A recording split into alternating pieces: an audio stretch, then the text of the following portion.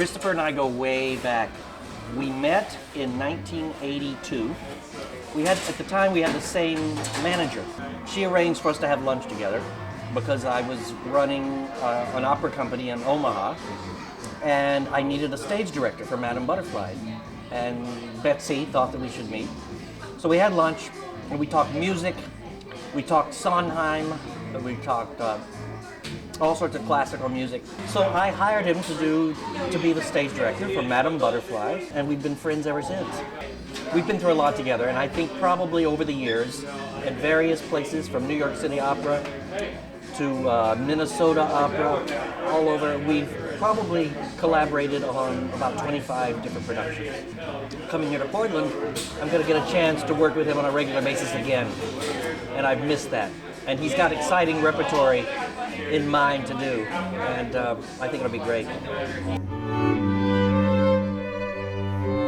So I've done a lot of, I think part of my career and reputation has been built on doing new works. And I've done a lot of American composers by Tobias Picker, Mark Adamo, Laura Cartman. I find it so refreshing and exciting when the piece has no tradition already built in. And when the composer is alive and I can actually turn around and say, Mark, what did you mean at this point? And when the creative process is so collaborative, that's incredibly gratifying. I certainly love doing the traditional standard classics, the Puccini, Verdi. They're classics because they're great. And I have a saying that I learned from I read about that Alvin Berg wrote once. I try to perform new music as if it were old, and old music as if it were new and fresh off the page. And so that's sort of always been my philosophy. One of the biggest responsibilities I have as music director is maintaining and sustaining the quality of the orchestra, and then forming them, working with them, and trying to make them as cohesive as possible. An opera orchestra has to be flexible because we change styles.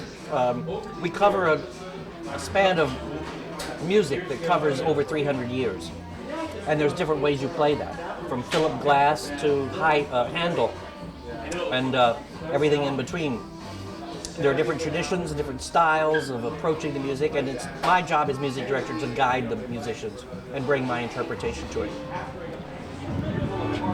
Escape from New York. That's what I'm doing.